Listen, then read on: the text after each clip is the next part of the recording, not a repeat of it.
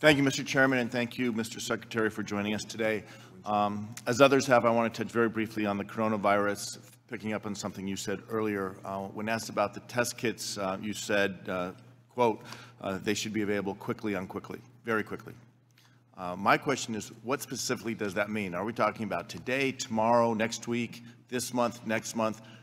Very specifically, when can we expect to have the desperately needed test kits into our communities?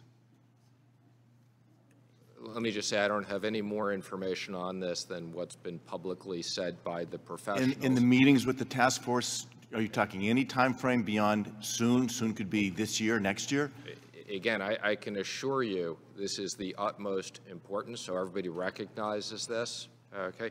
The health professionals talked about this yesterday. I can't tell you if this means they're going to get there next. I appreciate that. But I can assure you that everybody is working on this issue. I appreciate that. My request is, when you have today's task force meeting, please ask them to share with our communities when they can expect to have these tests. There are too many stories of people being left without them. We'll try to encourage them today in the press conference to give their best guess on timing. Okay, and I think the best thing we can do for our markets, as others have said, is make sure there's a coordinated effort across the agencies, across government, so that we understand, giving confidence that everyone is working together, and the more specifics, I think, the better.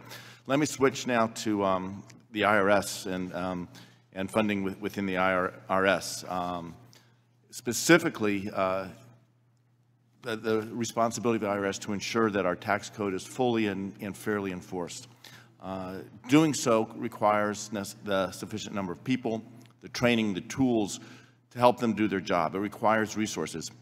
In fact, it's stated in the President's budget that for every dollar we invest in enforcement, we get $5 back from that enforcement. My concern is that the President's budget does not provide sufficient funding to be effective, meaning that the law is neither fully nor fairly enforced, and ultimately the government and law-abiding taxpayers are left holding the bag at the cost of billions of dollars. The IRS funding currently is below the level from 10 years ago. Nominally, that is, and if you add inflation, it's even more so. Though this year's budget does have a slight increase in dollar value, it calls for the elimination of 1,200 people from the IRS.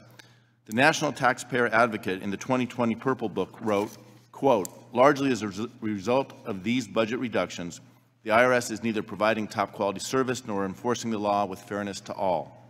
And the budget notes that reductions in enforcement staffing in the last decade, quote, likely reduced total enforcement revenue collected by around $70 billion, end quote. Let me repeat that, $70 billion lost.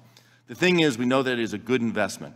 We know, as the President's budget says, that for every dollar invested, we get $5 back. I'm concerned that the IRS doesn't have enough revenue agents with the expertise and tools to conduct the audits of complex returns or audits of large organizations that may be abusing the tax-exempt status. Can you share and commit to working with me to ensure that we hold these tax-exempt organizations and other organizations to make sure they're not abusing the system and are fully complying with the law? Yes, absolutely. And I can't comment on the cuts from 10 years ago, but I can tell you every year since I've been here, we've asked for more money on enforcement, and more importantly, more money for technology on enforcement. Yeah, that's right. It's not just, it's people, it's training, it's tools, that's critical, but we are below where we were 10 years ago. That's been a long-term process, and we're still below that, and calling for elimination of 1,200 people at a time where enforcement can bring in the necessary dollars we need for our budget to cut the deficit and make sure that the tax code is fully and fairly enforced, I think is important. With that, I yield back. Thank the gentleman. Let me recognize the gentleman from Ohio.